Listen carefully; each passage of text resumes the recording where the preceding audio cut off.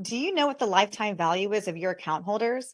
And do you know how not knowing this number might be greatly impacting your financial brand and not in a good way?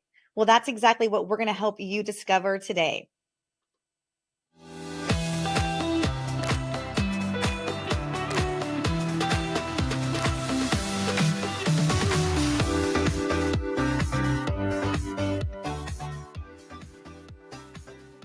Welcome to another episode of the Banking on Digital Growth podcast. I'm Audrey Kanata, operations lead here at the Digital Growth Institute.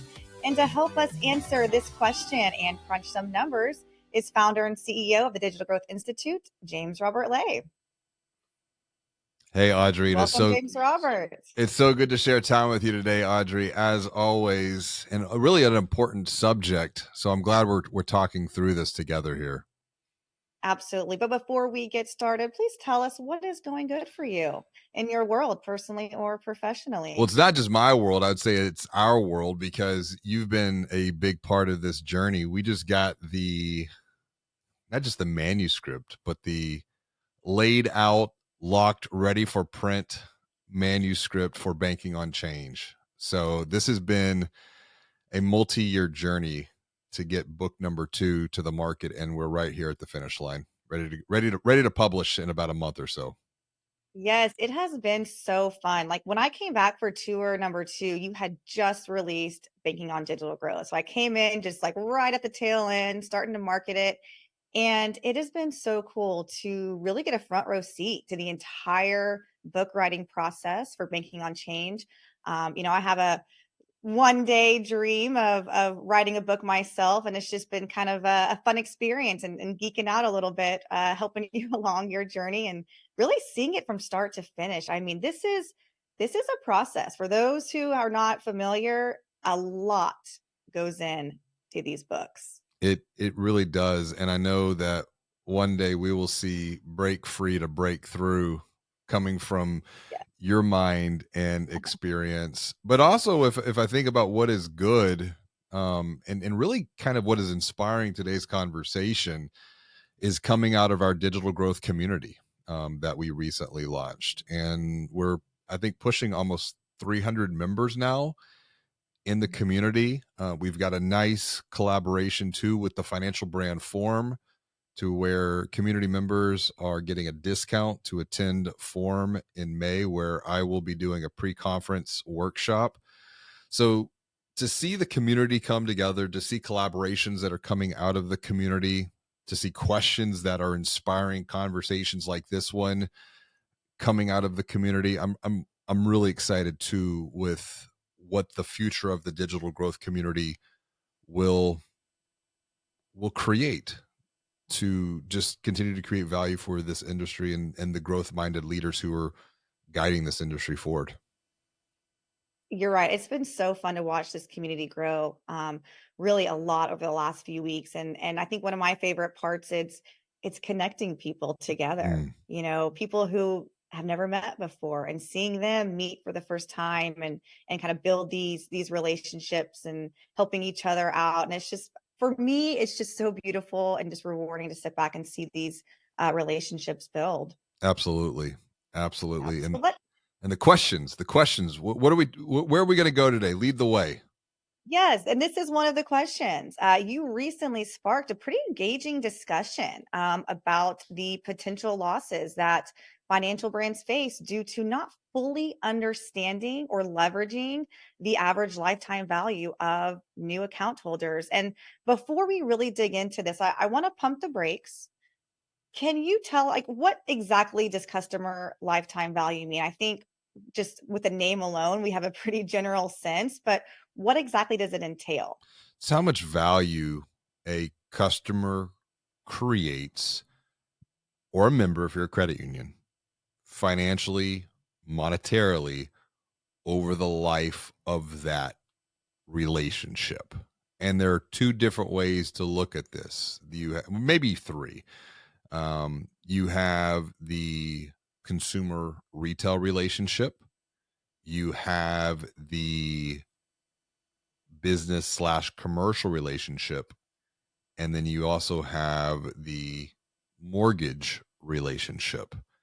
And the reason I said 2, maybe 3, because mortgage could also then fall under the consumer side. They might have a consumer relationship, i.e., checking account, but then also have a mortgage. But then, too, a lot of the research shows that where a an entrepreneur has a financial relationship for their business, they also have that relationship as well for their personal side, but take that even further. And I think this is where, you know, thinking exponentially comes into play. It's an entrepreneur has a relationship with a financial brand, maybe a community financial brand. Well, then what's the opportunity for that entrepreneur to then go in and create further value for their team by also bringing that community financial brand into that organization to provide coaching for their team members, because we know the impact that financial stress has on employees and how that can negatively impact a business. Much larger conversation for another day. I know you want to bring this back in, so I'm going to pause with that. That's Yeah. my Well, entrepreneurial mind going down yes. different pathways. Yes, exactly. And I just kind of want to just break this down really one step at a time because, I read you made a post on LinkedIn where you went through a calculation to illustrate not only how to find the lifetime value or how to average it out, but what the impact of it is. Like, what does it really mean? Why do we care what our customer lifetime value is? What is the impact on the financial brand itself? Well, particularly when it comes to, we'll say, digital growth, not knowing this number is, it's like you're flying blind. And that's because you have all of this traffic coming into your website. And let's just focus today's conversation on the consumer side, and maybe we'll come back and do a second conversation on the business side of things. But you have all of this traffic coming into your website. And we know that, particularly say the homepage, 85 to 92% of the visits to the homepage are for people going into online banking. But what about all of the product pages for checking, for savings products, for loan products? That is potential growth there. And we have, through our own benchmark studies here, identified what conversion rate paths look like for different types of calls to action. And by knowing what customer lifetime value or member lifetime value is, we can begin to make models and projections based upon traffic flow of how much value your website is generating or could potentially generate on one side of the coin. But on the other, it's how much is your website potentially losing that you're not aware of, because we don't even know what customer or member lifetime value is to begin with in the first place. So how do we calculate this? Or how do we figure this out? Because we've talked to a lot of marketers and we've asked this question. We'll begin collecting data ahead of conducting any website secret shopping studies. And we ask simply, one of the questions is, do you know what the customer lifetime value is? And more often than not, they're unaware. Yep. And that's where we can go to, we'll just say, general market research for this. And you could take the time and the investment to run the numbers internally. But when we are facilitating a website secret shopping study, we look to a couple of different data sources. And I want to quote them for today's conversation so that those who are watching or listening, if they're thinking about this and they're like, oh, I've never really thought about what customer lifetime value is or what member lifetime value is for a retail account. A couple of data points. YDC Data Economics, your data connect. Customer lifetime value, retail banking case study reports that the average retail customer lifetime value for around $1 billion or so asset community financial brand is right at $2,500. That's for new. And I think it's important to make the distinction here. On the opposite side of the equation, for those account holders who already have an existing relationship or existing customers or existing members, the retail customer lifetime value there is about $3,400. So we need to make the distinction between new relationship versus retained relationship. And it makes a lot of sense because A, it costs less to keep a customer or a member and Right. increase the value of that relationship over time versus going out to acquire new accounts.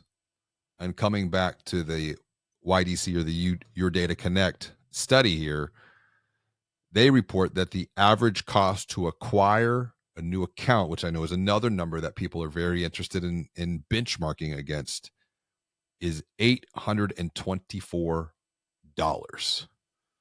Wow. Yeah. And yeah, and when you think about, and I reference this a lot, but it's such a great book to read, Joey Coleman's Never Lose a Customer Again. And when you think about how many new accounts or how many people leave their bank or their credit union within the first 90 days. I mean, the data, the stats are insane. And that, I mean, if you're paying $850 for a new account and they're leaving you in less than 100 days, Yep. and most of them within the first, what is it, 90 or is it less than that? I think it's less than that from Joey's research. And it's interesting that Joey opened up the book with this banking anecdote. He And did. you take some of this and you cross reference this against what we have seen out in the wild or out in the real world.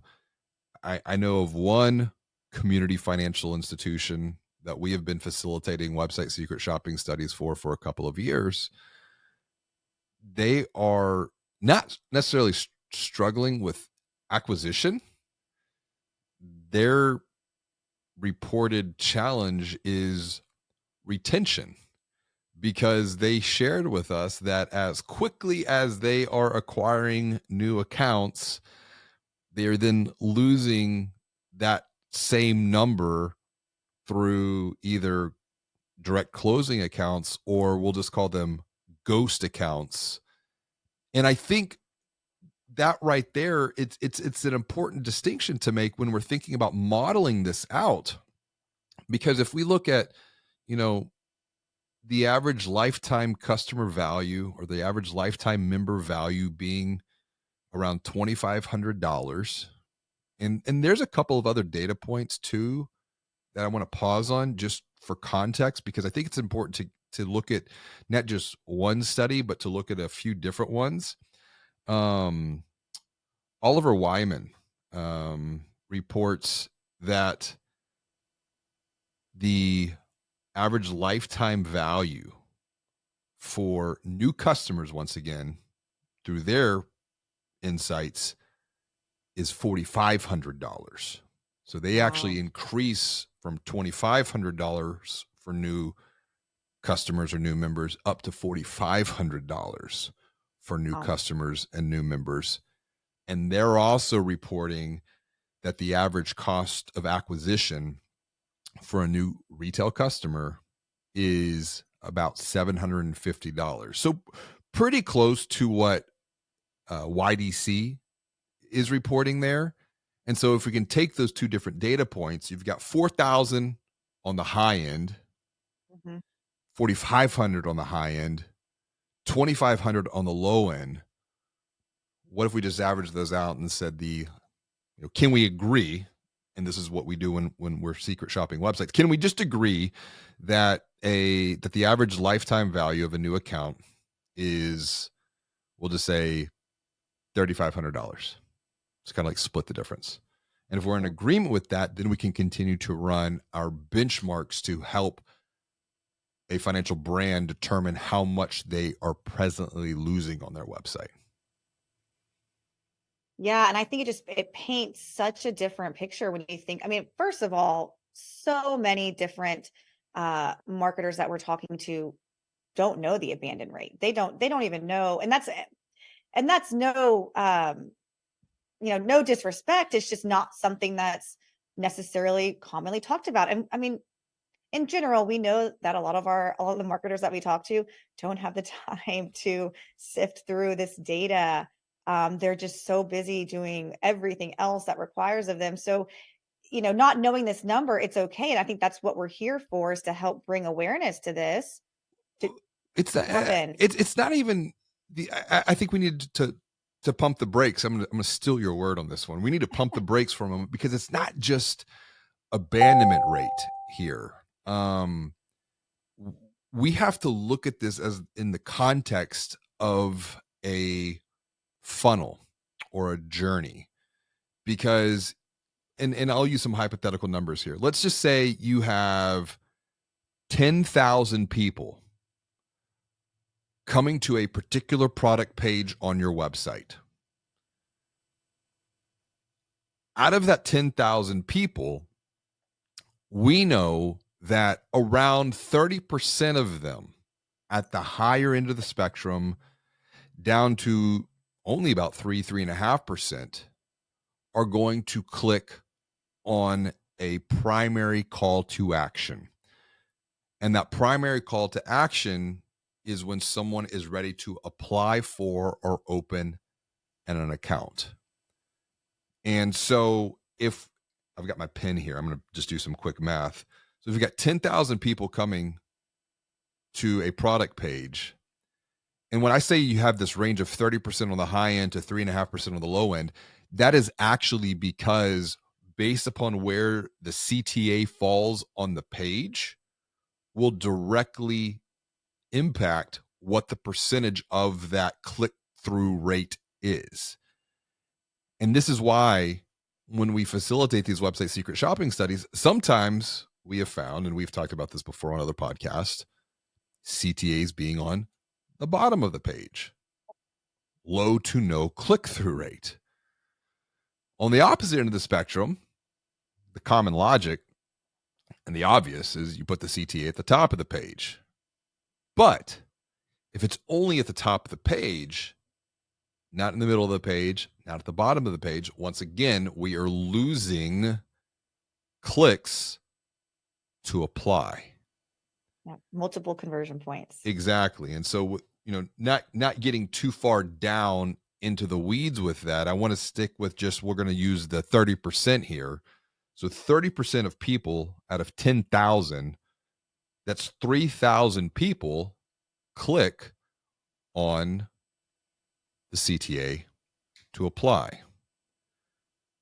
But the story doesn't end because then, back to your point, this is where the abandonment comes in. Yep.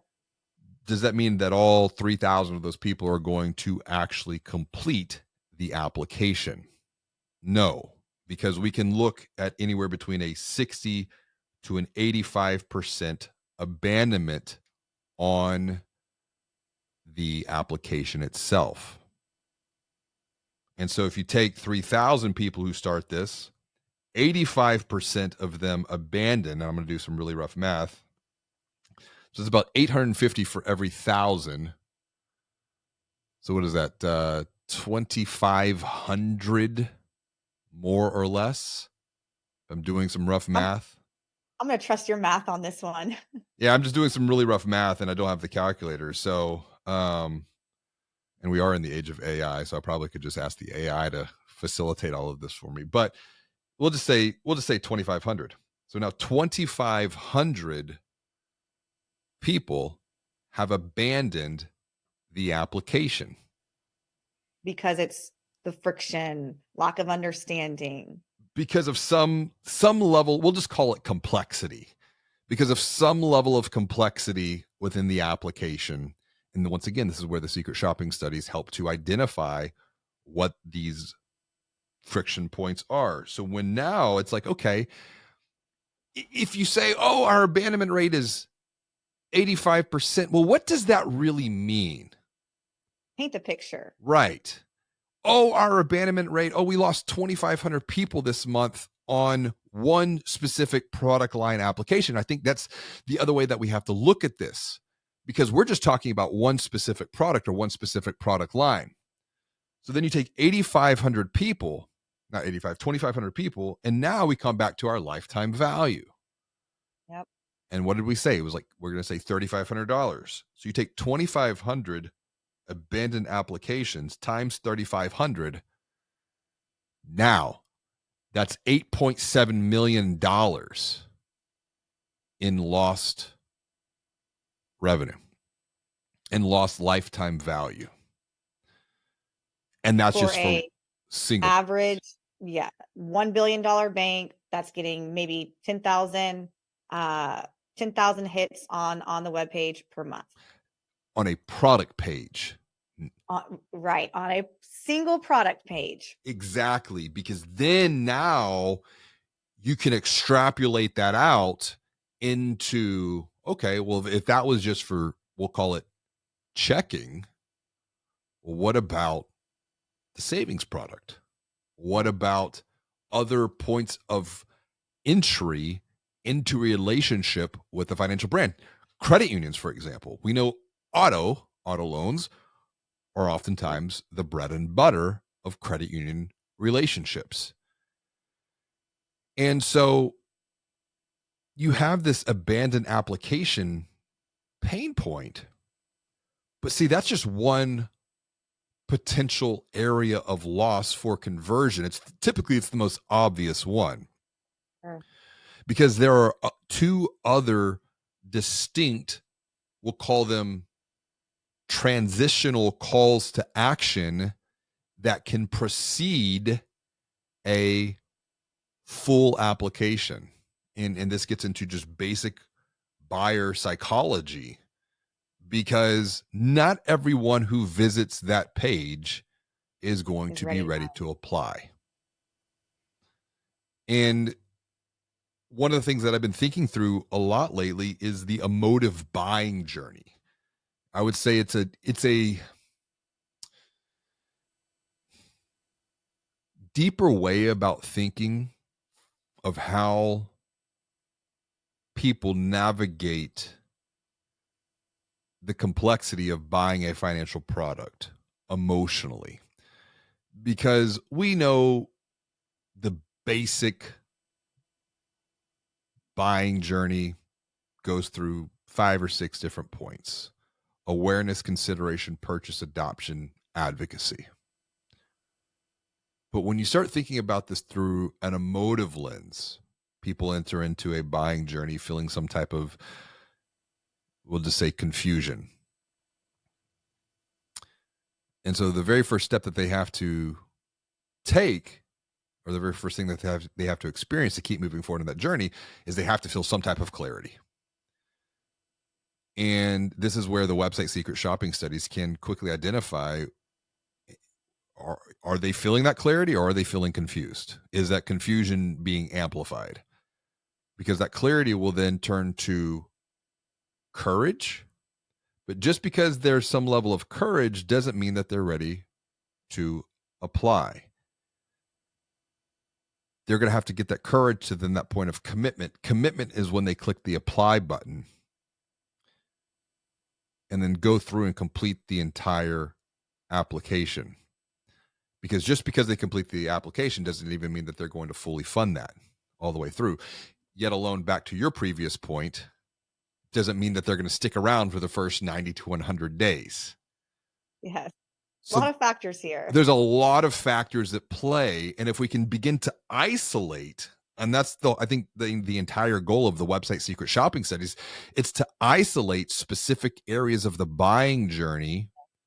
Where are we losing, and what can we do to mitigate that risk to then increase conversions? But if we're not talking in dollars and cents, which is really what matters to the C suite most, and if we're only talking in percentages, or only talking in, well, we only lost 2,500 accounts because they abandoned this month, nothing Yeah. Give me some changes. dollar signs here. Exactly. this is a practical exercise and a practical reason of why knowing and understanding, or at least coming to a commonly agreed upon number for what customer or member lifetime value is, to run them through models like this. And we don't have time for today's discussion, but as I mentioned, there are two other transitional calls to action that will directly positively or negatively influence the buying journey before someone is ready to even apply. You have the request to call back, you know, shortening the time for someone getting in touch with another human being. And then even higher up in the funnel is the clarity CTA, or something like download a buyer's guide, because we know that those directly have a positive influence all the way down to the bottom line of conversion. But then you're getting into funding. And so if you identify that you have a funding issue, well, let's go and fix that. If you identify that you have a retention issue, well, now let's go and fix that. So there's a lot, like you said, I think a lot of factors at play right here.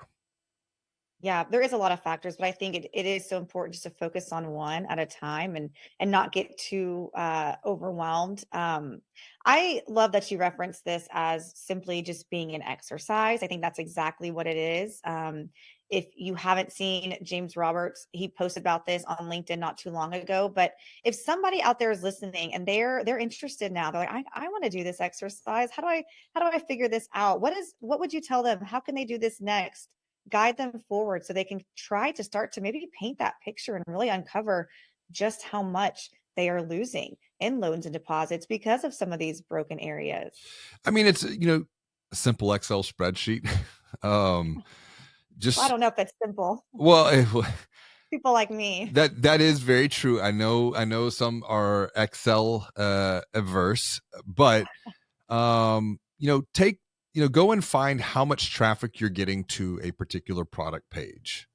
Um, then just take 60 to 85%, maybe go in the middle, call that your abandonment rate, or actually go and find out what that abandonment rate number is. Calculate how much you're losing per month in just numbers, multiply that out by $3,500, $3,000. Once again, I mean, from our secondary research, we're seeing the average customer member lifetime value coming in around $2,500, upwards of $4,500. So just find a number in the middle, and then that's your monthly loss rate right there. Take that number, multiply it by 12. So if we come back to the example that we were talking about, 10,000 visits per month for about $1 billion asset institution, running about an 85% abandonment rate on an application at a lifetime value of $3,500, they're losing about $8.7 million in potential lifetime value. Now you multiply that 8.7 times 12, keep the math really simple. That's what is that? We're right around $100 million. So 9 times 12, 8 times 12, 12, 24, 36, 48, 60, 72, 84, 96. I was on a math teacher. I know English is your forte. I'm having to go back I'm to sitting, like, I'm sitting here thinking, I'm so glad he's crunching these numbers. well, it is basic rudimentary. Like, I'm having to It work with is, my elementary kids on their times table, and I never thought it would come back to serve me in a podcast. right? See? But I Listen, kids. but before we wrap up, I mean, I think that's a very good practical example. Mhm. But then it's important to get some, once again, this is all about benchmarking, to get some objective perspective of what else is going on in the marketplace, particularly when it Yep. comes to digital and neo brands. Yeah. And how can they Because, do that? well, they're playing a completely different ball game. um I'm just going to come to some of the secondary market research that we have right here. Take Chime, for example. In this one study, it's reported that Chime, their acquisition costs are less than $100 If, and I think this is an important factor, acquisition cost or less than $100 for a customer that signs up for direct deposit. This is in a published Forbes article right here. And I'm going to quote, and those customers are worth quote unquote thousands if you assume they stick around for 10 years. Once again, how we started this conversation about retention. Coming back to this article, New York digital bank Money Lion targets customers in the Midwest, and they pay between $40 to $50 to acquire engaged customers who use at least 3 of their products. So once again, you're looking at not just acquisition, not just retention, but also engagement. And it says that those customers for Money Lion are worth between $1,200 and $1,500 if they stay with Money Lion for at least 2 years. Wow, just 2 years. So you consider the fact that acquisition, retention, engagement, how much is this worth? And how much are you losing because of unknown gaps in a buying journey, in your marketing and sales systems and processes, positioning? This is what website secret shopping studies help to begin to answer. It is. It's such an important topic when you think about your marketing budget and then how much you spend to just attract new customers, potential customers to then fall off because of some complexity and one part of the buying journey. And I think this sums it up nicely. It's something that I've been thinking tremendous amount about, and it's even being surfaced in the digital growth community. It's, what is the role of marketing as we continue moving further into the age of AI? And as the Financial Brand recently published some of my thinking in one of their featured articles, it's, does marketing have a marketing problem internally? And unless we're talking with some of these dollars and cents and knowing what they are, marketing is going to be flying blind. But that was the whole reason that I wrote Banking on Digital Growth to begin with in the first place. And I wrapped up the book with the final chapter in this manifesto Yep, you did. was, we will prove marketing's value once and for all. This is how we do it. 100%. Absolutely. So those listening can take some of James Roberts' math skills and bring them back to your organization. But moving forward, someone's just kind of scratching the surface and trying to really understand, or maybe they're like me and hear all these numbers and it hurts their brain a little bit. What next steps can someone take just to learn a little bit more about website secret shopping studies, or just really kind of understanding this buying journey? Well, you've got a lot of resources in the digital growth community. So if you're not a member, you can sign up to become a member. How do we do that? digitalgrowth.com/membership. And then also, you can send us a text, 415-579-3002.